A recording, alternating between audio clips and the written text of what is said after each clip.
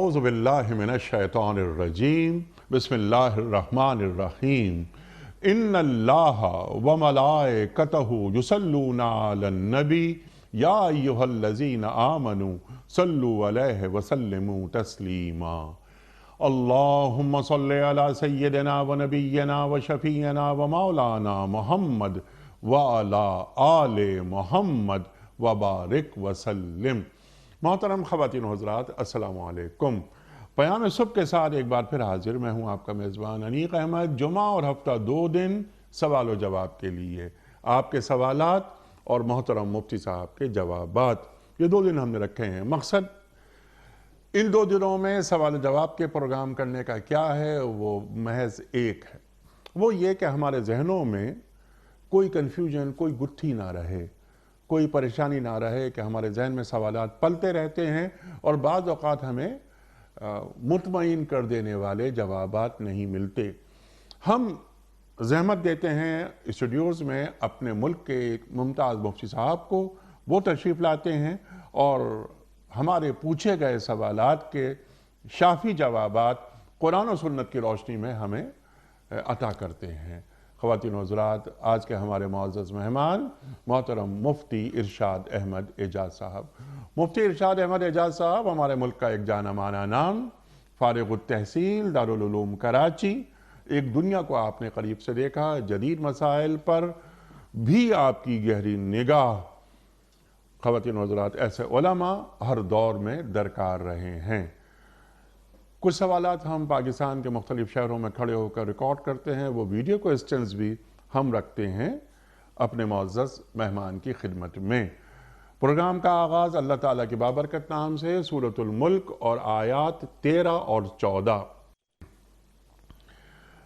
औज़ु बिल्लाहि मिनश शैतानिर रजीम बिस्मिल्लाहिर रहमानिर रहीम व असिर्रू क़ौलकुम अविजहरू बिह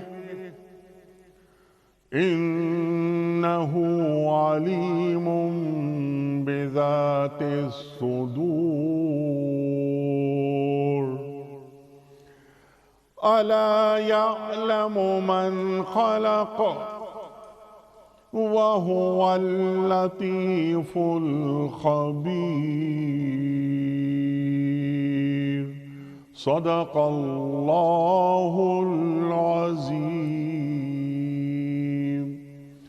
तुम ख्वाह चुपके से बात करो या ऊंची आवाज़ से, अल्लाह तो दिलों का हाल तक जानता है।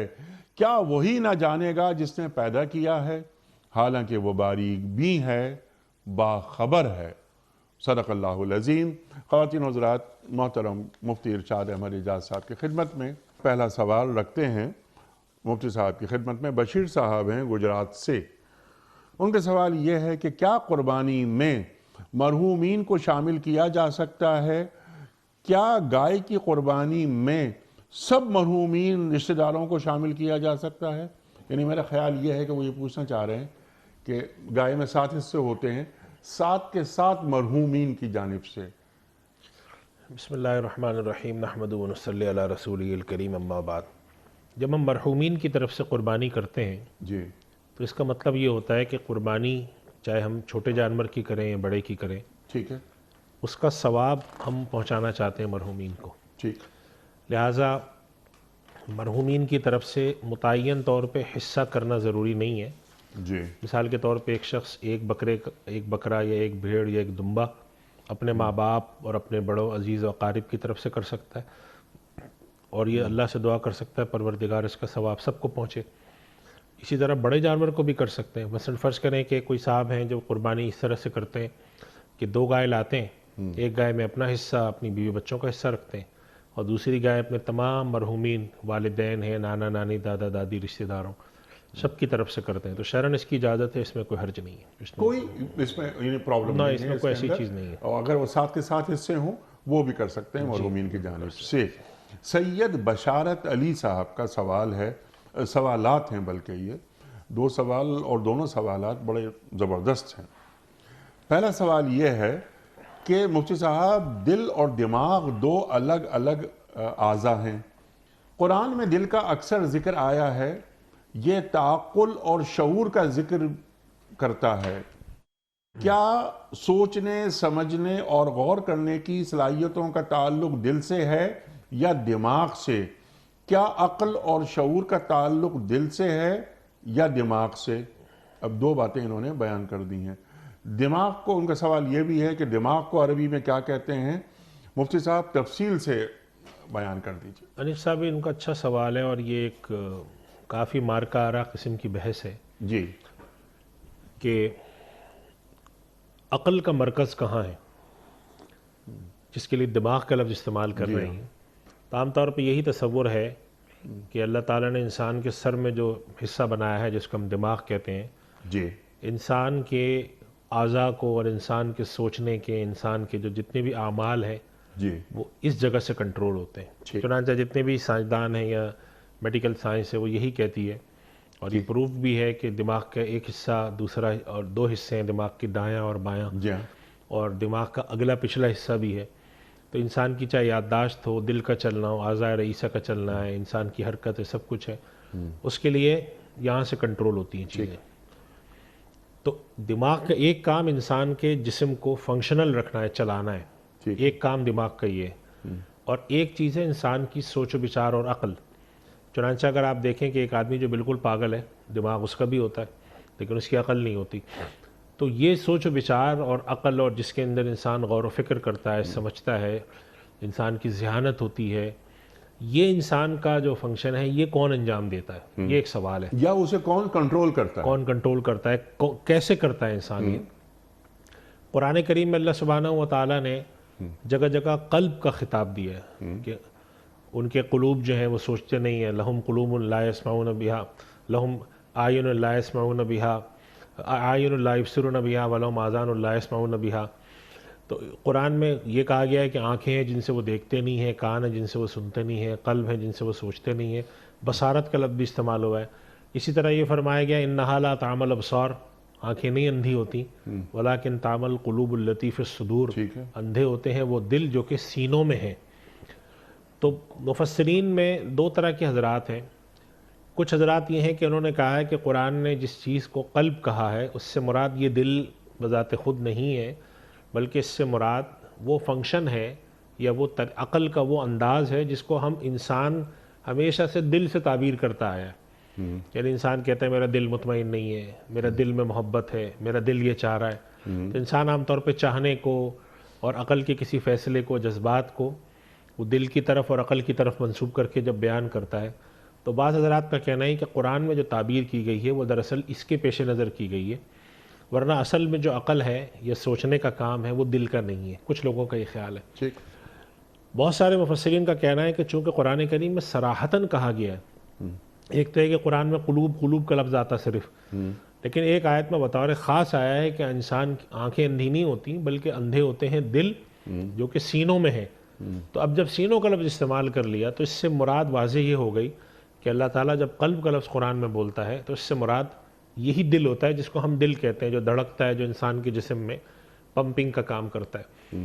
تو اب تک تو تصور یہی ہے جو میڈیکل سائنس وغیرہ کا ہے کہ جو عقل کے کام ہے، سوچنے کے ہیں، انسان جو دو چیزوں میں موازنہ کرتا ہے، اچھائی برائی کے سمجھ شعور ہوتا ہے، جو انسان سیکھتا ہے اور معلومات اور علم جس جگہ سٹور کرتا ہے وہ قلب نہیں ہے. قلب کا کام تو صرف پمپنگ کرنا ہے. اچھا. وہ چیز جو ہے وہ دماغ میں کہیں ہے. قلب کا کام صرف پمپنگ کرنا ہے جیسے آپ نے یہ فرمایا. ایک ابھی تک لیکن الا بذکر اللہ تطمئن القلوب، ایک بات یہ ہے، ذرا اس کو آپ واضح کر دیجیے گا. دوسری بات یہ ہے کہ سمع، بصر اور فؤاد. تو قرآن کریم دل کے لیے 3 لفظ استعمال کر رہا ہے، صدر کا بھی، قلب کا بھی اور فؤاد کا بھی. تو جب یہ فؤاد کی بات ہو رہی ہے تو جو کہ اب تک گفتگو میں آپ کے نہیں آئی تھی، تو میں چاہ رہا ہوں ذرا اسے بھی واضح کر دیجیے. فؤاد سے کیا مراد ہے؟ دیکھیے فؤاد جو ہے وہ کہتے قلب کو ہی ہے. فؤاد قلب، دونوں میں کوئی فرق؟ میں یہ عرض کر رہا ہوں کہ ابھی جب میں اپنی بات مکمل کر رہا تھا کہ مفسرین نے قرآن کریم کی اصطلاحات پہ نظر رکھ کے یہ بات کہی ہے کہ یہ سمجھنا کہ دل کا کام صرف پمپنگ کرنا ہے، خون کو جسم میں پہنچانا ہے اور اعضائے رئیسہ کے اندر اس کو تحریک دے کے رکھنا ہے، ٹھیک، یہ بات بظاہر قرآن کا جو اسلوب ہے اس کے موافق نہیں ہے.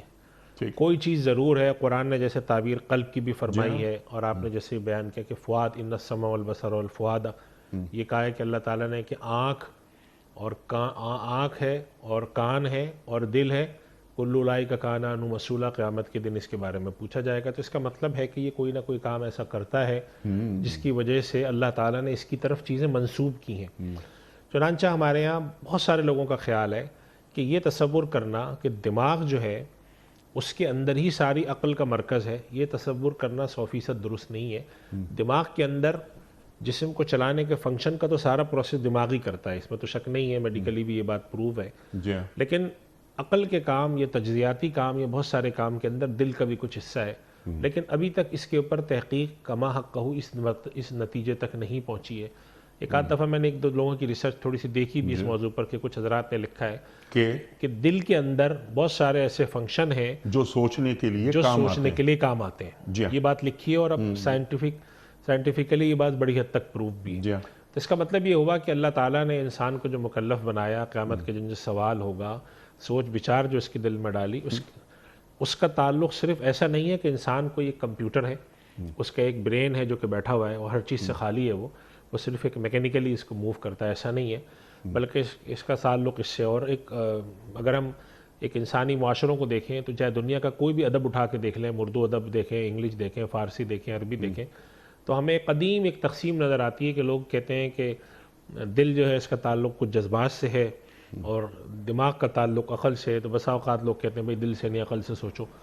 تو اس کا مطلب یہ ہوا کہ دل کے اندر کچھ نہ کچھ ایسی چیزیں ضرور ہیں جو کہ اس طرح کے کام کرتی ہیں جس کا تعلق عقل سے ہے، جس کا تعلق سوچ بچار سے، جس کا تعلق اچھائی برائی کے سمجھنے سے، جس کا تعلق خیر و شر سے ہے. اب وہ چیزیں 100% آج نہیں، آج سے آنے والے بعد میں کچھ عرصے میں بھی واضح ہوں گی. تو خلاصہ کلام یہ ہے کہ اللہ سبحانہ و تعالیٰ نے جس کو کہا ہے، اور فقہائے کرام کے یہاں، مفسرین کے یہاں اس پر بھی گفتگو ملتی ہے کہ قلب ہے تو عقل کا ذکر بھی ملتا ہے. اور چنانچہ بہت سارے جو احکام ہیں جس کا تعلق انسان سے ہے، مثلا انسان کا مکلف ہونا، انسان کا مکلف نہ ہونا، اس کا تعلق عقل سے ہے اور اس پر گفتگو ملتی ہے. اور اس کے لیے قرآن کریم نے الباب کا لفظ بھی استعمال کیا ہے، اور اس کے لیے قرآن کریم نے رشد کا لفظ بھی استعمال کیا ہے کہ فَإِنْ آنَسْتُم مِّنْهُمْ رُشْدًا، اگر تمہیں ان میں سمجھ بوجھ نظر آئے. اسی طرح وَاتَّقُوا اللَّهَ يَا أُولِي الْأَلْبَابِ، اے عقل والوں اللہ سے ڈرو. تو معلوم یہ ہوتا ہے کہ یہ دونوں چیزوں کا کچھ ایسا مجموعہ ہے جس میں اللہ سبحانہ و تعالیٰ لوگوں کو متوجہ فرماتے ہیں. اسی طرح انسانوں کو خطاب کرتے ہوئے اللہ تعالیٰ نے انسانی رواج اور طور و طریق کے بارے میں بھی فرمایا، جیسے کہ میاں بیوی کے تعلق، خاندانی تعلق کے بارے میں اللہ تعالیٰ نے عرف اور رواج کو ایک درجہ دیا. تو عرف و رواج کیا چیز ہے؟ جو انسانی معاشرے جس طرح سے کرتے ہوں اس کی بنیاد پر فیصلے کرتے ہوں. تو خلاصہ کلام یہ ہے کہ جو قلب ہے اور عقل ہے، ان کے جو مراکز ہیں وہ صرف ایسا نہیں ہے کہ سارا کچھ عقل کا کام، سوچ بچار کا کام وہ دماغ میں ہی ہوتا ہو، قلب اس سے بالکل فارغ ہو، قلب ایک میکینیکل پمپنگ کا کام کرتا ہو. ایسا نہیں ہے. قرآن کریم کا جو اسلوب ہے اور کچھ سائنٹیفک تحقیقات جدید جو آئی ہیں اس سے بھی معلوم ہوتا ہے، اور اس بات کا بڑا امکان ہے کہ آنے والے وقت میں جب اس مسئلے پر زیادہ تحقیق ہو، زیادہ ریسرچ ہو، تو یہ بات زیادہ سامنے نکل کر آئے کہ قلب جو ہے اس کا بھی بہت بڑا کردار ہے. ایسا بہت بسا اوقات ہوا ہے، شروع میں بہت ہوا ہے خاص طور پہ. اور مجھے یاد ہے کہ جب شروع میں ایک زمانہ تھا، آج سے کوئی 60 70 80 سال پہلے، تو مسلمانوں کے اوپر اکثر یہ اعتراض بھی کیا جاتا تھا کہ آپ کے ہاں جو لوح محفوظ کا اور کرامن کاتبین کا اور انسان جو کچھ بھی کرتا ہے یہ سب چیزیں محفوظ ہو رہی ہیں، اس کا جو تصور ہے تو یہ کیسے ہے، کون بیٹھ کے لکھتا ہے؟ بسا اوقات لوگوں نے مذاق بھی اڑایا کہ یہ کرامن کاتبین جو ہیں یہ کاغذ پہ بیٹھے لکھتے رہتے ہیں، تو یہ کاغذ جاتا کدھر ہے اور کون سنبھالتا ہے؟ اور بسا اوقات یہ بھی ایک مزاحن بھی لوگ کہہ دیتے تھے جی کندھے ہمارے اس لیے ڈھلک گئے ہیں کہ ہمارا کرامن کاتبین لکھ لکھ کے تھک گئے ہیں وہ. لیکن جب دنیا میں سائنٹیفک ڈیولپمنٹ ہوئی اور جو ڈیٹا اسٹوریج کے نئے چیزیں آئیں سامنے، تو اب یہ سارے سوال بڑے بودے اور لایانی سے ہو گئے. ایک سوال آتا تھا کہ اللہ تعالیٰ قرآن میں فرماتے ہیں کہ یہ ہاتھ کان جو ہیں یہ بولیں گے قیامت کے دن، تو یہ کیسے بولیں گے؟ تو آج جب دنیا میں سائنٹیفک ڈیولپمنٹس آئی ہیں اور ریسرچ آئی ہیں، تو اس سے معلوم یہ ہمیں ہوتا ہے کہ بہت سارے ایسے دعوے یا بہت ساری ایسی باتیں جو قرآن کریم میں ذکر ہیں اور قرآنی اسلوب سے معلوم ہوتی ہیں، اگر سائنس تحقیق آج تک جو ہے وہاں نہیں پہنچی ہے، تو اس کا مطلب یہ نہیں کہ ہم اس کا انکار کر دیں.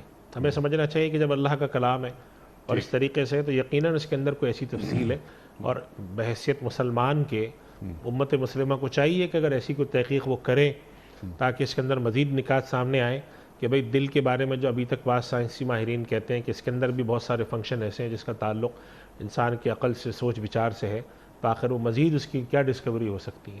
تو یہ جو خلاصہ کلام ہے وہ جب موضوع بہت بڑا ہے، اس پر گفتگو کی جائے تو بہت وقت بھی کم ہے اس کے لیے، لیکن یہ اس معنی میں خلاصہ ہے کہ عقل کا تعلق بسا اوقات جو صرف دماغ سے رکھا جاتا ہے اور سمجھا جاتا ہے دل پمپ ہے اور اس کے علاوہ دل کا کوئی کام نہیں ہے، تو یہ بات قرآنی اسلوب سے 100% مطابقت نہیں رکھتی.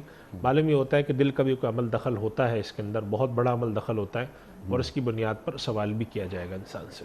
سبحان اللہ، سبحان اللہ. اور جیسا آپ نے فرمایا کہ بہت بڑا موضوع ہے اور قرآن کریم ایک ہی حصے کے بارے میں 3 لفظ کیوں استعمال کر رہا ہے، تینوں میں کیا فرق ہے، ظاہر ہے یہ بہت بڑی بحث ہے، لیکن جو سامنے کی بات ہے وہ آپ نے بیان فرما دی. سوال سید صاحب کا اگلا سوال وہ بھی بہت اچھا سوال ہے، بڑا علمی سوال. وہ یہ پوچھ رہے ہیں کہ مفتی صاحب میرا دوسرا سوال آپ سے یہ ہے کہ کیا نجومیوں کو علم غیب ہوتا ہے؟ فرعون کے نجومیوں نے اسے بتلا دیا تھا کہ ایک بچہ پیدا ہوگا جو تیری اور تیری بادشاہت کا خاتمہ کر دے گا. دیکھیے انیق صاحب، جب ہم نجومیوں کے بارے میں یا اور اس کا ذرا آگے کا لفظ استعمال کریں، غیب کے حالات بتانے والوں کے بارے میں جب ہم تحقیق پڑھتے ہیں تو یہ بات سامنے نکل کے آتی ہے کہ علم نجوم بالکل بے بنیاد نہیں ہے. کسی درجے میں یہ معلومات لے آتا ہے، ٹھیک ہے، لیکن شریعت نے اور دین نے اس کو 2 وجہ سے پسند نہیں کیا ہے. ایک تو وجہ یہ ہے کہ جب انسان غیب دانی اور مستقبل میں ہونے والے چیزوں کے پیچھے جب پڑتا ہے اور اس کے پاس انفارمیشن کے ذرائع سوائے اس کے کہ ستاروں کی چال دیکھے وہ کرے، تو اس کے اندر انسان کچھ چیزیں صحیح ہوتی ہیں اور زیادہ تر حصوں میں ٹامک ٹوئیاں مارتا ہے جی، اور اس کے اندر وہ گمراہی میں، اندھیروں میں جا پڑتا ہے. تو شریعت نے، اور اب تو خیر سائنٹیفکلی بھی یہ بات پروو ہے، یہ کوئی جسے ہم کہہ سکتے ہیں کوئی باوثوق یا ثقہ ذریعہ یعنی اوتھینٹک کوئی سورس نہیں ہے انفارمیشن کی کہ جس کی بنیاد پر انسان بڑے بڑے فیصلے کرے. ٹھیک ہے. اس وجہ سے اللہ سبحانہ و تعالیٰ نے اس چیز کے بارے میں کوئی پسندیدگی نہیں بیان فرمایا. اللہ کے رسول صلی اللہ علیہ وسلم نے تو بلکہ یہاں تک فرمایا کہ جو اس طرح کے غیب کی خبریں دینے والوں کے پاس جاتے ہیں وہ اللہ اور اس کے رسول کا انکار کرتے ہیں. تو ایک تو یہ وجہ ہے کہ یہ کوئی اتھینٹک سورس نہیں ہے، اور دوسری وجہ یہ ہے کہ جب انسان ان چیزوں میں پڑھتا ہے تو ایک طرح سے وہ ان چیزوں کے بارے میں جاننے کی کوشش کرتا ہے جو مستقبل میں واقع ہوں گی اور مستقبل میں چیزوں واقع ہونے کا جو صحیح علم ہے وہ خدا کو ہے. ٹھیک. چنانچہ یہ بعض روایات میں ملتا ہے، جیسے سورہ صافات میں بھی ذکر آتا ہے کہ یہ جو شیاطین ہیں اور یہ بعض جنات ہیں کہ جا کر ملائے اعلیٰ میں خبریں سننے کی کوشش کرتے ہیں، تو اس کے اندر اللہ سبحانہ و تعالیٰ فرماتے ہیں کہ وہاں سے پھر ان کو بھگایا جاتا ہے. تو کچھ خبریں اس طرح کی سن کر، کچھ معلومات لے کر وہ کچھ چیزیں آ کے بتا دیتے ہیں. یہ جو فرعون کے بارے میں آتا ہے نا کہ فرعون کے تو نجومیوں نے من حیث المجموع، چونکہ ان کے علم میں بہرحال کچھ نہ کچھ تو چیزیں ہوتی ہیں، مدتوں سے یہ بات پڑھ کر اور ممکنہ طور پر ان کے پاس کوئی خبر اس کی بھی ہوگی. ظاہر سی بات ہے کہ آسمانی کتابوں میں اس طرح کی خبریں بھی ملتی تھیں، تو انہوں نے اس کی روشنی میں یہ کہا تھا کہ یہ فرعون جو ہے اس کی بادشاہت کسی کے ہاتھ پہ تباہ ہوگی. ٹھیک ہے. اس وجہ سے وہ فرعون نے مدتوں سے یہ کام شروع کر رکھا تھا بنی اسرائیل کے بارے میں کہ بنی اسرائیل کے جو بچے پیدا ہوتے تھے نرینہ ان کو ذبح کرا دیا کرتا تھا، اور جو ان کی عورتیں اور بچیاں ہوتی تھیں ان کو زندہ رکھتا تھا. تو اس کا یہ مطلب نہیں ہے کہ علم نجوم جو ہے وہ ایک اوتھینٹک سورس ہے اور ہم اس کے پاس جا سکتے ہیں، یہ مطلب نہیں ہے. بلکہ مطلب یہ ہے کہ ایک ذریعہ ہے جو کہ صحیح بھی ہو سکتا ہے کسی درجے میں اور غلط بھی ہو سکتا ہے، اور اس میں چیزیں آنے والی، اور اکثر اس طرح کے واقعات ملتے ہیں کہ بہت سارے نجومیوں نے غیب کی خبر بتانے والے جب کوئی بات بتاتے ہیں تو چونکہ ان کی بات کو پرکھنے کا یا ان کو کسی کسوٹی پہ جانچنے کا معیار تو ہوتا نہیں ہے، تو اپنی طرف سے بہت ساری باتیں اس میں اضافہ بھی کر دیتے ہیں. ٹھیک ہے. اب آپ نے جو بات فرمائی کہ یہ نجومی جس طرح سے بات کرتے ہیں اور جو بیان کرتے ہیں وہ صحیح بھی ہو سکتا ہے اور غلط بھی ہو سکتا ہے. سوال اس ذیل میں آپ کی خدمت میں یہ ہے، کیا یہ جو علم نجوم ہے کیا فی نفس ہی حرام نہیں ہے؟ جی میں یہ عرض کر رہا ہوں کہ علم نجوم جو ہے، علم نجوم پر 2 حیثیت سے باتیں ہوتی ہیں. ایک یہ بات ہوتی ہے کہ کیا علم نجوم حرام ہے یا نہیں ہے، اور دوسرا یہ کہ کیا علم نجوم 100% ایک اتھینٹک سورس آف انفارمیشن ہے یا نہیں ہے؟ تو اس کا جواب یہ ہے کہ علم نجوم کو ہمارے دین نے منع کر دیا، غیب کی خبریں بتانے کو ہمارے دین نے منع کر دیا، لہذا چاہے وہ علم نجوم ہو، چاہے وہ کوئی اور ایسا علم ہو جس کے ذریعے انسان حساب لگا کر یا کوئی ایسی غیب کے بارے میں پریڈکشن کرتا ہو۔ ایک تو ہے سائنٹیفک طریقہ کہ جیسے آپ نے کچھ علامات، کچھ سائنسی توجیحات دیکھ کر کہا کہ کل بارش ہوگی یا کل فلاں واقعہ ہوگا، یہ الگ چیز ہے، یہ علم غیب نہیں ہے، یہ بلکہ ایک سائنسی علم ہے جس کے ذریعے انسان علامات اور بہت ساری ایسی چیزیں، احوال کی خبر لے کر مستقبل کے بارے میں پیشین گوئی کرتا ہے۔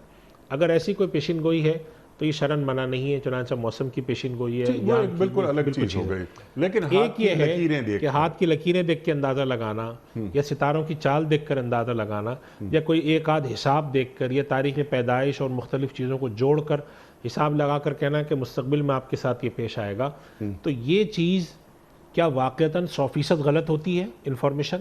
تو میں ایک اس بارے میں جواب دے رہا ہوں کہ اس کا استعمال حرام ہونا تو بالکل طے شدہ بات ہے، ہمارے دین نے منع کر دیا، لیکن بعض دفعہ اس کی انفارمیشن صحیح ہو سکتی ہے، تو لوگ اس سے دلیل اٹھاتے ہیں کہ بھائی اس کو دین نے کیوں منع کیا، اس کے اندر انفارمیشن صحیح بھی ہوتی ہے۔ یہ اہم سوال، تو یہ بات میں عرض کر رہا ہوں کہ انفارمیشن صحیح ہو بھی سکتی ہے بسا اوقات، اور زیادہ تر صحیح نہیں ہوتی، لیکن اگر انفارمیشن صحیح ہو بھی جائے تو ہمارے دین نے اس کے بارے میں ممانعت فرما دی کہ اس کی طرف مت جانا، اور اس کی جو بڑی وجہ ہے یہ کہ جزوی طور پر اگر کہیں صحیح ہو بھی جائے تو کلی طور پر نہیں ہے۔ اور آج دیکھیں دنیا اتنی ڈیولپ ہو چکی ہے، دنیا میں کہیں پر بھی نجوم کو اور اس طرح کی چیزوں کو کوئی بہت اتھینٹک سورس آف انفارمیشن نہیں سمجھا جاتا، لوگ اس کے اندر قیاس کرتے ہیں، قیاس آرائیاں کرتے ہیں، اندازے لگاتے ہیں، اپنی طرف سے چیزیں جوڑتے ہیں، جھوٹ بھی اس میں شامل ہوتا ہے، اور کچھ جیسے بعض روایت میں آتا ہے کہ کچھ لوگوں کا اگر کا جو رابطہ ہے اگر وہ جنات کے ساتھ ہے تو وہ جنات کی کچھ ناقص انفارمیشن لے کر یہ سارے کام کرتے ہیں، تو اس کے بارے میں دین نے منع فرما دیا کہ یہ استعمال نہیں ہوگا،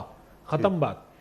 تو اب اگر کسی شخص کے ذہن میں یہ سوال ہے کہ اس کی انفارمیشن ٹھیک ہوتی ہے تو میں استعمال کر لوں، تو اس کا جواب ہے کہ ناجائز ہے، چنانچہ ہاتھ کی لکیریں دیکھ کر کوئی چیزیں سنانا مستقبل کی، اسی طریقے سے علم نجوم کی چیزیں دیکھنا یا کوئی اور حساب کتاب لگانا یا عادات کو جوڑ کر بعض دفعہ لوگ ایک غیب کا حساب نکالیں، یہ ساری چیزیں جو ہیں یہ شرعی نقطہ نظر سے ناقابل قبول ہے۔ اللہ کے نبی صلی اللہ علیہ وسلم نے فرمایا ہے کہ جو شخص کسی غیب کی خبریں بتانے والے کے پاس جاتا ہے فقط کفر بما انزل علی محمد، تو اس نے گویا کہ اس چیز کا انکار کیا جو اللہ نے اپنے نبی پر اتاری۔ تو ہمارے دین نے غیب کی خبریں اور اس طرح کی چیزیں کرنے کے بارے میں، اور یہ ایسا نہیں ہے کہ یہ کوئی ہمارے ہاں آج چیزیں، نبی کریم صلی اللہ علیہ وسلم جب تشریف لائے تھے تو عربوں میں اس کا بڑا رواج تھا، وہاں پہ جو کاہن کہلایا کرتے تھے ان کا کام ہی یہی ہوتا تھا، وہ تیر پھینک کر، یہ کر کے، پرندے اڑا کر، اندازے لگا کر مختلف غیب کی پیشین گوئیاں کیا کرتے تھے۔ اور اس کی ایک وجہ مفسرین نے بعد میں ایک نقطہ اور بھی لکھا ہے کہ در حقیقت انسان جو غیب دانی یا مستقبل میں جھانکنے کی کوشش کرتا ہے وہ ایک طرح سے ایک صفت الوہیت کا طالب ہوتا ہے، کہ میرے اندر کچھ ایسی چیز آ جائے کہ میں دنیا سے تھوڑا سا ایک قدم آگے چلوں، اور یہ چیز جو ہے وہ بندگی کے منافی ہے۔ چنانچہ بعض بڑے حضرات بزرگوں کے واقعات ہمیں پڑھنے کو ملتے ہیں کہ بعض دفعہ انہیں کشف کے ذریعے یا کسی ایسے ذریعے سے، خواب کے ذریعے بعض احوال بتائے بھی جاتے تھے، تو وہ اس احوال پہ خاموش رہتے تھے، کہتے کہ نہیں ہمیں حکم نہیں ہے یا ہم ان چیزوں کو باہر بیان نہیں کریں گے۔ تو یہ چیز جو ہے اصل یہ ہے کہ جب دین نے ہمارے منع کر دیا تو اس کے پیچھے جانا یا اس کی کھوجنا یا یہ سمجھنا کہ اس کا کچھ حصہ چونکہ صحیح ہوتا ہے لہذا ہم اس کی بنیاد پر کچھ فیصلے کیا کریں، وہ بالکل منع ہے۔ تو جیسے میں نے عرض کیا دو حصے دین نے منع کر دیا، بس رک جائے، لیکن کیا اس کے اندر سے آنے والی انفارمیشن 100% جھوٹی ہوتی ہے؟ تو ایسا نہیں ہے، جزوی طور پہ صحیح ہو بھی سکتی ہے، اگر ہو بھی جائے تو ہمیں اس سے فرق نہیں پڑتا، منع کر دیا دین نے، ایمان لانا، اس کو 100% اس پر یقین کر لینا یہ حرام، بالکل حرام ہے۔ ٹھیک ہے مفتی صاحب، محمد نثار صاحب ہیں لندن سے، ان کا سوال ہے، بڑا اچھا سوال ہے، ہمارے پروگرام میں پہلے نہیں آیا۔ وہ یہ فرماتے ہیں کہ بہت ساری احادیث میں سرکار دو عالم صلی اللہ علیہ وآلہ وسلم نے فلیس منی، فلیس منی، فلیس منی، من غشا فلیس منا وغیرہ وغیرہ یہ فرمایا کہ وہ ہم میں سے نہیں، جو ملاوٹ کرتا ہے وہ ہم میں سے نہیں۔ تو اس کا مطلب ہم کیا لیں کہ وہ سرکار دو عالم صلی اللہ علیہ وآلہ وسلم کی امت کا حصہ نہیں ہے یا اللہ کے رسول صلی اللہ علیہ وآلہ وسلم کے بتائے ہوئے راستے پر نہیں ہے؟ دیکھیے بڑا اچھا سوال ہے، اور یہ محدثین اور فقہاء اسلام کے درمیان بڑا ایک اس پر گفتگو رہی ہے کہ اللہ کے نبی صلی اللہ علیہ وسلم نے بعض جگہ فرمایا کہ اس شخص کا ایمان نہیں جس کے اندر دیانتداری نہیں، بعض جگہ فرمایا کہ جو شخص جو ہے وہ اس طریقے سے اپنے جو عورتیں غصے میں اس طرح سے غم کی حالت میں اپنے گال پیٹتی ہیں، بال نوچتی ہیں اور اس طرح سے ماتم کرتی ہیں، وہ ہم میں سے نہیں۔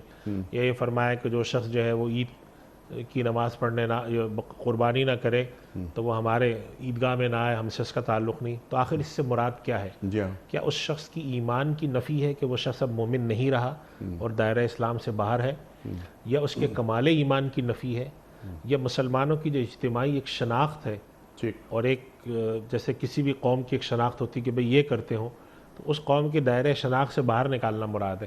تو اس پر زیادہ تر حضرات کا یہ خیال ہے، بلکہ اکثریت کا یہ کہنا ہے کہ اس سے اللہ کے نبی صلی اللہ علیہ وسلم نے اس کی ایمان کی نفی نہیں کی ہے۔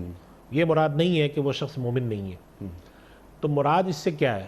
تو اس سے دو باتیں انہوں نے مراد لی۔ ایک تو یہ مراد لیا کہ اس سے کمال کی نفی ہے ٹھیک، کہ بھئی ایک شخص ہے اگر کامل مومن ہے، اب ایک آدمی جھوٹ بولتا ہے، ایک آدمی وعدہ خلافی کرتا ہے، ایک آدمی بددیانتی کرتا ہے، تو جب اللہ کے نبی فرما رہے ہیں کہ لا ایمان لمن لا امانت لہو، اس شخص کا ایمان نہیں جس کی اندر دیانتداری نہیں ہے، تو اس سے مراد اس کے ایمان کے کمال کی نفی ہے۔ ٹھیک ہے، اللہ پر ایمان لایا، رسول پر لایا ہے، لیکن یہ ہے کہ اب اس کو جیسا مرتبہ کمال میں ہونا چاہیے تھا، جس درجے کا ہونا چاہیے تھا، اس درجے سے یہ بہت فروتر ہے، بہت نیچے ہے۔ تو گویا کہ اتنا نیچے ہے کہ جیسا آپ کہتے ہیں، ہم اردو محاورے میں بھی دنیا بھر میں استعمال کرتے ہیں کہ جب اب انسان کی کوئی اولاد اس سے بہت نالائق ہوتی ہے تو انسان غصے میں آ کے کہتا تم آج کے بعد مجھے باپ نہیں کہنا یا تم میرے بیٹے نہیں ہو۔ حالانکہ یہ تو ایک حقیقت کا انکار تو کوئی نہیں کر سکتا کہ اگر بیٹا ہے تو ہے، لیکن وہاں پر وہ یہ بات کہہ رہے ہوتے ہیں کہ بیٹے اور باپ کے تعلق کا جو ایک کم سے کم درجہ تھا، آج تم اس درجے سے بھی نیچے گر چکے ہو۔ تو ایک مراد اس سے ہے کمال کی نفی،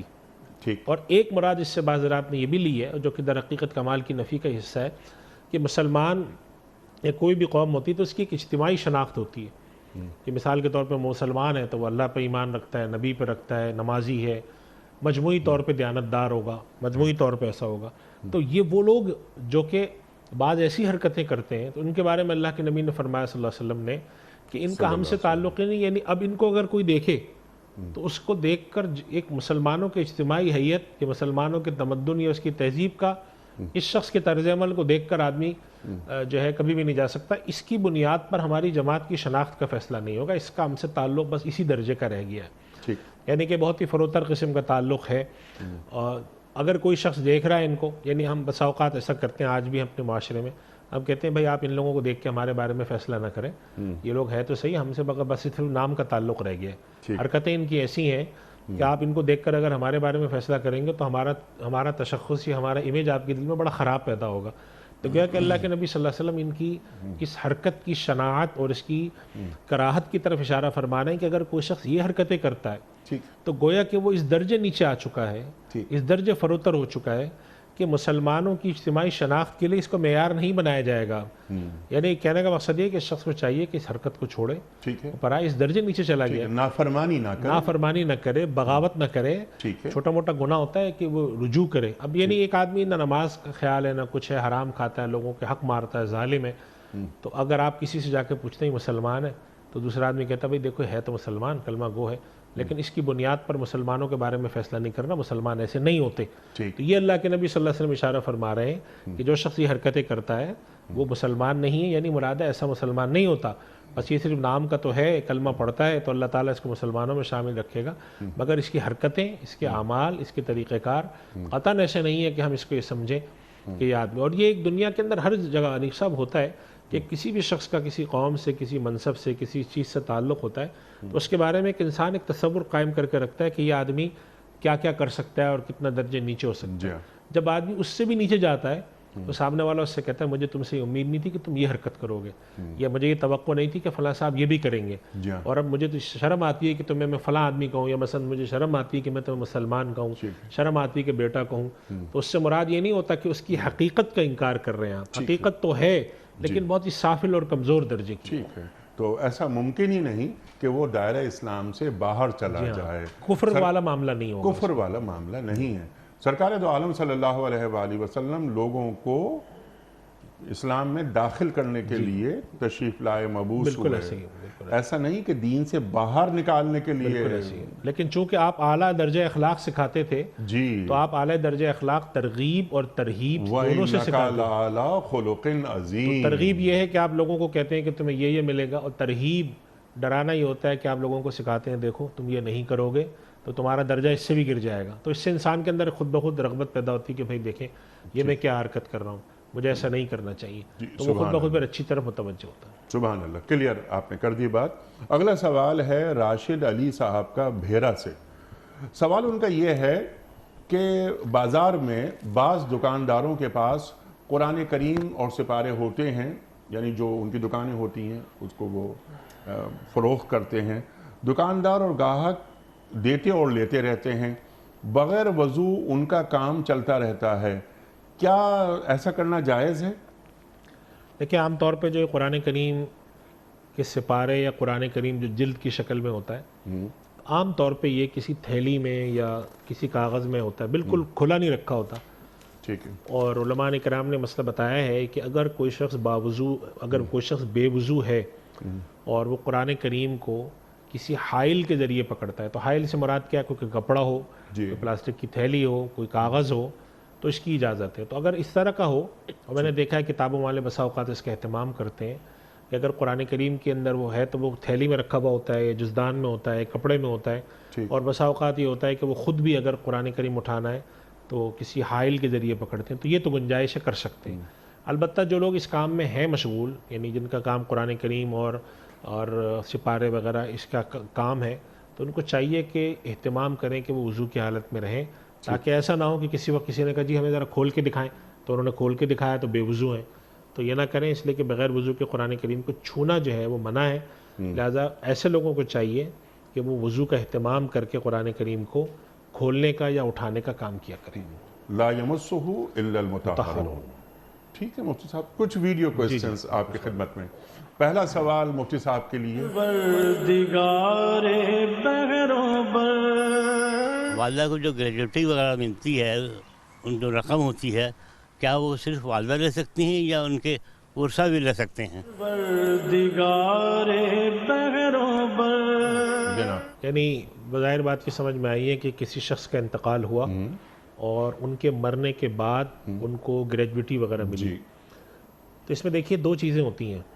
ایک تو ہوتی ہے جس کو ہم پروویڈنٹ فنڈ یا گریجویٹی کہتے ہیں، اور اس کا تصور یہ ہوتا ہے کہ ملازم کی تنخواہ میں سے ہر مہینے تھوڑی تھوڑی رقم کٹ کے حکومت کے پاس یا کہیں وہ ملازم ہے وہاں پہ جمع ہوتی ہے، اور کچھ اس میں سے حکومت یا ملازم اپنے امپلائر جو ہے اپنے پاس سے ملاتے ہیں، اور بعد میں پھر اس کی دی جاتی ہے۔ یہ چیز جو ہے یہ اس شخص کی ملکیت ہوتی ہے جو آدمی ملازم ہے۔ اب اگر اس شخص کا انتقال ہو گیا تو انتقال ہونے کے بعد اب جو یہ آگے جائے گی تو سارے ورثہ کو جائے گی، صرف بیوہ کو نہیں جائے گی۔ اچھا، اس کی وجہ یہ ہے کہ جیسے کسی شخص کے انتقال کے بعد ان کی جائیداد تقسیم ہوتی ہے، ان میں ان کی بیوہ کا بھی حصہ ہوتا ہے، اولاد کا بھی ہوتا ہے۔ اسی طریقے سے اگر کسی شخص کی کوئی جائیداد، کوئی چیز ایسی ہے جو اس کے آجر کے پاس، امپلائر کے پاس پڑی ہے، وہ مرنے کے بعد دے رہا ہے، تو مرنے کے بعد بھی اس میں وہی تفصیل ہے۔ دوسری صورت ہوتی ہے بعض جگہوں پہ پینشن یا ایک خاص قسم کا انعام ہوتا ہے جو کہ گریجویٹی کی شکل میں دیا جاتا ہے پروویڈنٹ فنڈ کے علاوہ۔ وہ یہ ہوتا ہے کہ اگر کسی ملازم نے مثال کے طور پہ 10 سال ہمارے یہاں پورے کیے یا 20 سال ہمارے یہاں پورے کیے، تو ہم اس کو، اور اگر وہ مر جاتا ہے تو اس کی بیوہ کو کچھ رقم دیں گے یا پینشن دیں گے۔ تو اگر وہ خاص طور پہ اس شخص کی بیوہ کے لیے ہے تو پھر اس میں ترکہ نہیں ہے، وہ اسی کی بیوہ کو ملے گا۔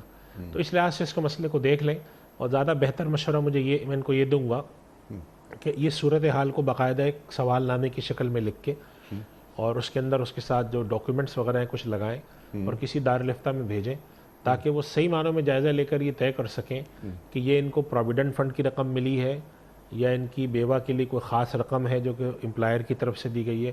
بعض دفعہ ایسا بھی ہے، بعض جگہوں پہ یہ بھی میں نے دیکھا ہے کہ اگر کسی شخص کا حادثاتی طور پہ انتقال ہو تو اس کمپنی کی طرف سے ان کی خاص طور پہ بیوہ اور ان کے نابالغ بچوں یا بیٹیوں کو کچھ رقم دی جاتی ہے، as a matter of policy انہوں نے بنائی ہوتی ہے، ٹھیک ہے، اور وہ رقم صرف اور صرف بیوہ ٹھیک ہے، یا نابالغ بچوں یا بیٹیوں کے لیے ہوتی ہے، وہ لڑکوں کے لیے، بالغ لڑکوں کے لیے نہیں ہوتی، یا اگر فرض کریں بھائی بہن ہیں جو بڑے ہیں تو ان کے لیے بھی نہیں ہوتی، یا شادی شدہ بیٹی ہیں ان کے لیے بھی نہیں ہوتی۔ باقاعدہ پالیسی میں ڈکلیئر ہوتا ہے کہ جو ان کا پروویڈنٹ فنڈ ہے وہ تو ہم دیں گے ہی دیں گے، لیکن اس کے علاوہ چونکہ حادثاتی طور پہ ہمارے کام کر کے دوران انتقال کر گئے تو یہ دیں گے۔ تو اس وجہ سے کوئی ایک جواب دینا جس کو آپ ساری چیزوں پر منطبق کر لیں ذرا مشکل ہے. تفصیل لکھ کے بھیجیں ٹھیک ہے. تاکہ لیکن گریجویٹی کے تعلق سے آپ نے یہ بات بالکل وضاحت سے فرما دی کہ گریجویٹی تمام بورسا میں تقسیم ہوگی. یعنی گریجویٹی سے مراد میری یہ ہے گریجویٹی سے مراد یہ ہے نا کہ پورے زندگی میں اس نے اگر 22-25 سال 30 سال کام کیا جی تو ایک رقم جمع ہوئی, یعنی رقم سے مراد اس کے کتنے سال سروس کی, اتنے سال کی گریجویٹی یہ بنی. جی اور یہ گریجویٹی کی اماؤنٹ جیسے 25 لاکھ جی یہ پھر وہ سب میں تقسیم ہوگی. سب میں تقسیم ہوگی. اصل میں اس لیے کہہ رہا ہوں کہ گریجویٹی کی جو اصطلاح ہے جی وہ تھوڑا سا مختلف طریقوں سے استعمال ہوتی ہے. بعض جگہ اس کو فنڈ کہہ دیتے ہیں, بعض جگہ پروویڈنٹ فنڈ کہتے ہیں, جی. بعض جگہ گریجویٹی کسی اور چیز کو بھی کہتے ہیں. تو اس کا مفہوم میں اس لیے عرض کر دوں کہ گریجویٹی سے مراد وہ فنڈ ہے, وہ رقم ہے جو کسی بھی شخص کی دوران ملازمت اس کی تنخواہ میں سے کٹ کے جمع ہوتی رہی ٹھیک ہے. اور اس کا امپلائر یا حکومت اس کے اندر اپنے پاس سے بھی ملاتی رہی. یہ چیز جو جمع لیکن گریجویٹی میں نہیں ملاتی, پی ایف میں ملاتی پی ایف میں ملاتی ہے. گریجویٹی میں ڈیڈکشن نہیں ہوتی سیلری میں سے, جی پی ایف میں ہوتی ہے. گریجویٹی ایک ٹوٹل ایک اماؤنٹ ہے, مثال کے طور پر فرض کیجئے 25 لاکھ, وہ مرنے کے بعد بیوہ کی خدمت میں بس وہ اگر وہ رقم ایسی ہے جو کہ اس شخص کا حق بنتا ہے تو پھر یہ ورثہ میں تقسیم ہوگی. اور اگر وہ رقم ایسی ہے جو صرف بیوہ کو یا نابالغ بچوں کو یا غیر شادی شدہ بیٹیوں کو دی جا رہی ہے تو پھر وہ انہی کا حق ہوگی, اس میں باقی ورثہ کا حق نہیں ہوگا. بالکل تو تفصیل لکھ کے یہ معلوم کر لیں. ٹھیک ہے. اگلا سوال مفتی صاحب کی خدمت میں. السلام علیکم مفتی صاحب, آپ سے سوال یہ ہے کہ دوسرے اس میں کنٹریز میں دیکھا گیا ہے کوئی تہوار آتا ہے ان کا اپنا, تو اس پر جو ہے قیمتیں کم کر دی جاتی ہیں, مگر ہمارے پاکستان میں قیمتیں بہت بڑھا دی جاتی ہیں. ہر طرف ایک صرف لوٹا ماری مچی ہوئی ہے, ہر چیز پہ پہلے سیل لگاتے ہیں, سیل لگانے کے بعد وہ چیز اور ہائی چلی جاتی ہے. ٹھیک ہے, تو اس کے لیے کیا کیا جائے ایسا کہ ہم بھی اپنے جو تہوار ہیں وہ اچھے سے لوگ ہر کوئی منا سکے. مفتی صاحب بہت بڑا سماجی مسئلہ ہے. اچھا, سماجی مسئلہ, اس کا حل بھی آپ ضرور بتائیے. لیکن جو عید کے موقع پر, بقرعید کے موقع پر جو تہوار ہیں ہمارے, وہ کیا اچھا سوال انہوں نے کیا ہے کہ دنیا بھر میں قیمتیں کم ہو جاتی ہیں. کرسمس آ رہا ہے, دیکھیے قیمتیں کم ہو جائیں گی پوری مغربی دنیا میں. ہمارے پاس وہ نماز روزہ کرنے والے, زکوٰۃ دینے والے لوگ ہم دیکھتے ہیں, آپ بھی دیکھتے ہیں, رمضان جیسے ہی آتا ہے وہ قیمت جو 800 سے 1600, 1600 سے 2400, 2400 سے 3000, 800 کی چیز چلتی ہے 3000 میں بک جاتی ہے. تو کوئی ایک خدا خوفی ہوتی ہے, یعنی انسانیت کا استحصال, اس کی اجازت دین کہاں دیتا ہے؟ یہ ان خاتون کا بڑا اچھا سوال ہے. دیکھیں انیس صاحب, اس سوال کے بارے میں دو باتیں میں عرض کرتا ہوں. ایک تو یہ کہ اب مسلمان دنیا میں بھی, خاص طور پہ اگر آپ عرب دنیا ادھر ملائیشیا وغیرہ جائیں تو وہاں پر اب یہ چیزیں شروع ہو گئی ہیں جی ہاں, کہ عید کے اور اس مواقع پہ وہ اپنے یہاں سیل لگاتے ہیں. تو ایک تو یہ کہ ہمارے یہاں بھی اب یہ چیزیں کسی نہ کسی درجے میں آ رہی ہیں. ایک تو یہ بات ہے کہ ہمارے یہاں آ رہی ہیں, جی ہمارے یہاں شروع ہو گئی ہیں پاکستان میں بہت اچھا, معمولی, ہم نے کہیں نہیں دیکھی, بہت چھوٹی موٹی چیزوں پہ, زیادہ پہ نہیں ہے. ایک تو یہ بات میں عرض کر رہا ہوں کہ ایک تو یہ پہلو ہے اس کا کہ جب کسی کا مسلمانوں کا خوشی کا موقع ہے, اجتماعی خوشی کا, تو ایسی سیل کی جتنے بھی مواقع ان موقع پہ لگائی جائیں تاکہ لوگوں کو زیادہ سے زیادہ شرکت کا موقع ملے. تو یہ ایک اچھی بات ہے, مسلمانوں کے ساتھ خیر خواہی ہے, ثواب بھی ہے, اخلاقی طور پہ بھی اچھا ہے, دینی طور پہ بھی اچھا ہے. دوسرا یہ ہے اس کا پہلو کہ جب ایسے مواقع آتے ہیں کہ جب لوگ خریدنے پر مجبور ہوتے ہیں, ظاہر ہے ہر آدمی نے عید پر اپنے بچوں کے لیے کسی کے لیے خریداری کرنی, اس موقع پر جو آپ نے بات کی کہ 800 کی چیز کو 1600, پھر 800 کی چیز 2400 میں کر دی گئی اور اس کی قیمت بڑھا دی گئی, اور اس لیے کہ ان کو پتہ ہے چیز بکنی ہے, یا خراب مال نکال کے بیچ دیا گیا, تھرڈ گریڈ مال تھا, سیکنڈ گریڈ مال تھا, اس کو اے گریڈ بنا کے بیچ دیا گیا. تو یہ چیز کیسی ہے؟ تو اس کے بارے میں عرض کر رہا تھا کہ دیکھیں شرعی نقطہ نظر سے کوئی بھی کام ایسا ایک جس کے اندر دھوکہ ہو, جس کے اندر فراڈ ہو, وہ تو بالکل ناجائز. اب جیسے کسی نے اسکیم چلائی کہ جی میں آپ کو 50% ڈسکاؤنٹ دے رہا ہوں, لیکن آپ نے جا کر جب تحقیق کی تو معلوم ہوا کہ پہلے انہوں نے قیمت 2 گنا بڑھائی, 100 روپے کی چیز کو 200 روپے یا 300 روپے کیا, اس کے بعد اس پہ جب 50% ڈسکاؤنٹ دیا تو عملی طور پر یہ اس کے پر بھی 50 روپے کما رہے ہیں, جبکہ خریدار کا تاثر کیا ہے کہ یہ شاید 200 روپے کی چیز تھی اب 100 میں دے رہے ہیں, جبکہ اصلاً یہ چیز تھی 100 کی. ٹھیک ہے. تو یہ جو ساری ٹیکنیکس ہیں جس کے اندر ہم سیکنڈ گریڈ مال کو ایک گریڈ بنا کے بیچتے ہیں، پرانے مال کو نئی پیکنگ میں ڈال کے بیچتے ہیں، یا قیمتوں کو پہلے بڑھاتے ہیں پھر گھٹا کر یہ تاثر دیتے ہیں کہ ہم یہ کر رہے ہیں، یہ سب چیزیں قانونی طور پر، اخلاقی طور پہ، شرعی طور پر خراب ہیں.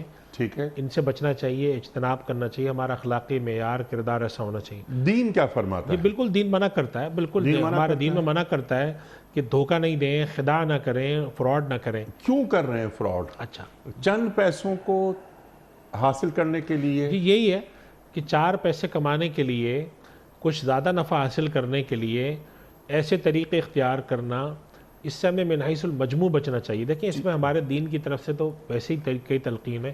اگر ایک آدمی خداع دھوکے سے کما رہا ہے، اخلاقی طور پہ قانوناً بھی غلط ہے. ٹھیک. اللہ کے رسول صلی اللہ علیہ وسلم نے دھوکے سے منع فرمایا کہ جو شخص دھوکہ دے وہ ہم میں سے نہیں. تیسری بات ہے کہ اللہ سبحانہ و تعالیٰ نے ایسے مال کے اندر برکت اٹھانے کا رکھا ہے. اور چوتھی بات یہ کہ قیامت کے دن مواخذہ ہے. ٹھیک. تو ان ساری چیزوں کو پس پش ڈال کر صرف اپنے پیسے کو بڑھانا یا قیمتوں کو غیر معمولی طور پہ بڑھانا، ٹھیک ہے. یہ ساری چیزیں اگر آپ قیمتوں کو غیر معمولی طور پہ بڑھاتے ہیں، آپ 10 روپے نفع لے سکتے ہیں، آپ 60 روپے 50 روپے نفع اس لیے لے رہے ہیں کہ جتنا میں کھینچ سکتا ہوں کھینچوں. اس کے بجائے اگر ہم خیر خواہی کا معاشرہ قائم کریں جس کے اندر یہ ہو کہ بھی میں کچھ کم میں بھی نفع کماؤں لیکن ساتھ اور لوگ بھی استعمال کر لیں، تو یہ کہیں بہتر ہے اس سے کہ میں ایک ایسا معاشرہ قائم کروں کہ جس کے اندر میں موقع کو غنیمت جان کے سارا مال بکوا دوں، اس کے بعد پھر جب وقت گزر جائے گا تو اس کے بعد پھر میں سستا کر دوں. تو یہ بات ان خاتون کا سوال اس حد تک صحیح ہے کہ ہمارے معاشرے کے اندر خیر خواہی، ہمارے دین کا تو ویسے ہی ایک تصور ہے اور ہمارے یہاں تاثر اس پر یہ بھی ہے، ہمارے دین کا تصور یہ بھی کہ اس پہ ثواب بھی ملتا ہے. النصیحۃ للہ ولرسولہ وللمؤمنین، مسلمانوں کے ساتھ خیر خواہی کرنے پر اجر ہے.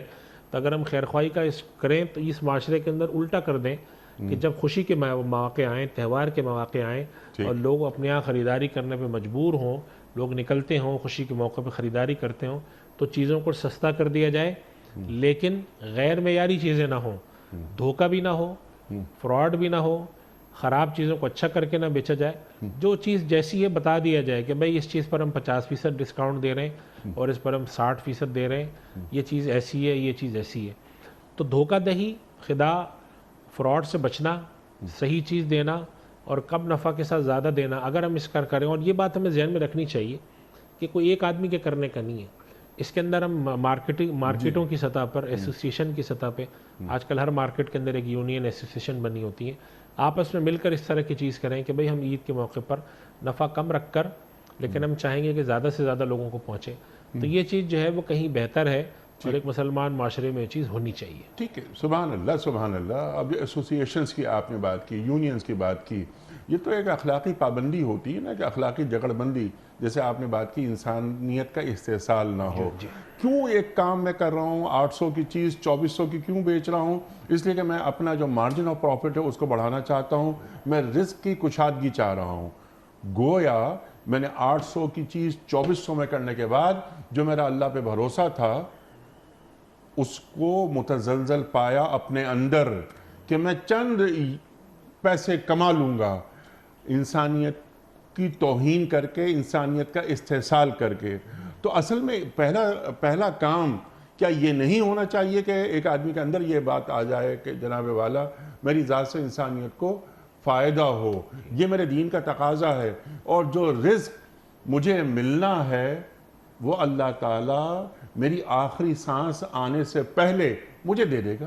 جی بالکل. دیکھیں میں نے جیسے عرض کیا خیر خواہی کا تصور ہمارے دین میں ہے تو اس کا مفہوم ہی یہی ہے کہ خیر خواہی ہم کریں، یعنی ہم یہ چاہیں کہ لوگوں تک زیادہ سے زیادہ خیر پہنچے. اور دوسری بات انیق صاحب کہ اکنامکس اور مینجمنٹ کے لحاظ سے زیادہ بہتر طریقہ یہ ہے کہ آپ اپنا جو اسکیل ہے وہ بڑھا دیں. اسکیل آف سیل جسے ہم اکانومی آف اسکیل کہتے ہیں، کہ آپ نے سوچا کہ میں 200 لوگوں کو چیزیں بیچوں، اس سے بہتر ہے میں 800 لوگوں کو بیچ دوں، میں 1200 لوگوں کو بیچ دوں. تو میرا نفع اگرچہ کم ہوگا لیکن میرے پاس سرکولیشن بڑھ جائے گی، اور اس سرکولیشن بڑھنے کے مجھے 2 فائدے حاصل ہوں گے. ایک تو میرا سامان بکے گا، دوسرا میری ریلیشن شپ بڑھے گی، تو مستقبل میں بڑھے گا. تو اس طرح کے ماڈل اب دنیا میں فائنینشلی اور اکنامکس کے لحاظ سے بھی بنے ہوئے ہیں. مینجمنٹ کے اندر جتنی بھی ہماری مارکیٹنگ مینجمنٹ کی ٹیکنیک ہے، تو اگر ہم ان چیزوں کو کرتے ہیں اور پیش نظر ہماری خیر خواہی بھی ہو، تو ان چیزوں کا مفاد زیادہ ہے، اس کا فائدہ زیادہ ہے، اور اس کے اندر دین کی طرف سے ہمیں جو ایک اللہ اور اس کے رسول صلی اللہ علیہ وسلم کی طرف سے جو ہمیں خیر خواہی پر اجر و ثواب کی تلقین ملتی ہے وہ بھی ہمیں ملے گی۔ تو اگر ہم اس طرح کا معاشرہ قائم کرنے کی کوشش کریں تو بہت ہی اچھا ہے اور کرنا بھی چاہیے، اور اس کے لیے میں نے جیسے کہا تھا ایسوسیشن کی سطح پر کام ہو، تاجروں کی سطح پر ہو اور تلقین کی سطح پر ہو کہ بھئی ہم اس دفعہ اس طرح کا کوئی پروگرام کرنا چاہتے ہیں۔ ایک سال میں نہیں ہوگا، ہو سکتا ہے کہ 5 سال لگیں، ہو سکتا ہے 10 سال لگیں، لیکن دھیرے دھیرے یہاں پر یہ چیزیں انشاءاللہ تعالیٰ اگر کوشش کی جائے تو آ جائیں۔ آج ہم دیکھتے ہیں دنیا میں ایسی بہت ساری سیلیں جو کہ پاکستانی معاشرے میں ہے ہی نہیں، باہر کے معاشرے میں اب وہ یہاں پر آنا شروع ہو گئی ہیں۔ نومبر کے اندر سیل آتی ہے، کوئی فرائیڈے کے نام سے آتی ہے، کوئی کسی نام سے آتی ہے، کوئی کسی نام سے آتی ہے، تو آخر یہ کیسے آئی ہیں؟ کچھ لوگوں نے شروع کیا تو آئی ہیں نا۔ تو اگر ہم یہ چیزیں یہاں پر شروع کر دیں کہ عید اور رمضان کے لحاظ سے ہم کچھ چیزوں کو سستا کریں، چیزوں کو کرنا شروع کریں، تو 2 4 سال 5 سال لگیں گے، یہاں پہ بھی وہ چیز ڈیولپ ہو جائے گی۔ اللہ کرے ایسا ہو جائے گا انشاءاللہ اگر کوشش کی جائے۔ نفسیات تبدیل ہو، خاص طور پر ان لوگوں کی کہ جو راتوں رات امیر بننا چاہتے ہیں، تو وہ تمام چیزیں، یہ مارجن آف پروفٹ جیسا آپ نے فرمایا کہ اس کا والیوم بڑھ جائے اور 800 کی جگہ 2000 گاہک میرے پاس آئیں، پروفٹ میں کم لوں، سیل بڑھ جائے گی، پروفٹ زیادہ ہوگا۔ لیکن اس کے ساتھ ساتھ میں جو ایک بات جو عرض کرنے کی کوشش کی تھی کہ میرا رازق اللہ ہے، جی بے شک، میں کسی کو کے ساتھ دھوکہ کر کے یا مارجن اپنا بڑھا لیتا ہوں، خاص طور پہ رمضان تہواروں کے تعلق سے جو ان خاتون نے فرمایا، تو گویا میں اندر سے متزلزل ہو رہا ہوں کہ یہی موقع ہے۔ جیسے آپ نے فرمایا کہ رمضان کے مہینے میں جو کچرا کوڑا ہے وہ سب نکال دو، سب بک جاتا ہے۔ کیسے بیچ رہا ہوں میں؟ اچھا، پھر میں یہ سمجھتا ہوں اور سوچتا ہوں، توقع یہ ہوتی ہے کہ میرے ساتھ جب میرے بیوی، میرے بچے، میری فیملی جب جائے تو ان کے ساتھ کوئی ایسا کام نہ کرے، حالانکہ میں دنیا کے ساتھ وہی کام کر رہا ہوں۔ تو یہ تو غلط ہے۔ قرآن کریم میں ویل للمطففین جو صورت ہے، جی، وہ ڈنڈی مارنا، تو یہی کہا گیا ہے کہ دوسروں کے ساتھ کرتے میں آپ کا بڑا شکر گزار ہوں، آپ تشریف لائے اور آج بھی ہم نے آپ سے بہت سیکھا۔ خواتین و حضرات، وقت مکمل ہوا ہمارے آج کے پروگرام کا۔ جمعہ اور ہفتہ 2 دن سوال و جواب کے لیے ہوتے ہیں، آپ اور ہم جانتے ہیں۔ ان 2 دنوں میں ہم مدعو کرتے ہیں، ایک مفتی صاحب کو تشریف لاتے ہیں، ہمارے اور آپ کے سوالات مفتی صاحب کی خدمت میں پیش ہوتے ہیں، اور مفتی صاحب قرآن و سنت کی روشنی میں ہماری رہنمائی فرماتے ہیں اور ہمارے مسائل کا حل بیان کر دیتے ہیں۔ ہم نے یہ پروگرام اس لیے بھی رکھا ہوا ہے کہ بہت سارے نوجوان ہمارے کبھی کبھی کنفیوزڈ محسوس ہوتے ہیں۔ مفتی صاحب کے جوابات جو لاجواب نہیں کرتے بلکہ قائل کرتے ہیں، مطمئن کرتے ہیں۔ ایسے علماء کرام، ایسے مفتی صاحبان ہر وقت، ہر زمانے کو، ہر دور میں دین کو درکار رہے ہیں۔ مفتی صاحب، ایک بار پھر آپ کا بڑا شکر گزار۔ وقت مکمل ہوا ہمارے آج کے پروگرام کا۔ آپ اور ہم جانتے ہیں کہ پیام صبح کا اختتام ہوتا ہے روزانہ ایک قول پر، اور وہ قول ہوتا ہے صاحب نہج البلاغہ امیر المومنین حضرت علی مرتضیٰ کرم اللہ وجہہ کا۔ آپ فرماتے ہیں کہ جس شخص نے اپنے علم کے ذریعے اپنی جہالت سے جنگ کی، اسے بابرکت حصہ مل گیا۔ جس شخص نے اپنے علم کے ذریعے اپنی جہالت سے جنگ کی، اسے بابرکت حصہ مل گیا۔ سبحان اللہ، سبحان اللہ۔ اپنے میزبان انیق احمد کو کل تک کے لیے اجازت دیجیے۔ خدا حافظ۔ پروردگار بحر و بر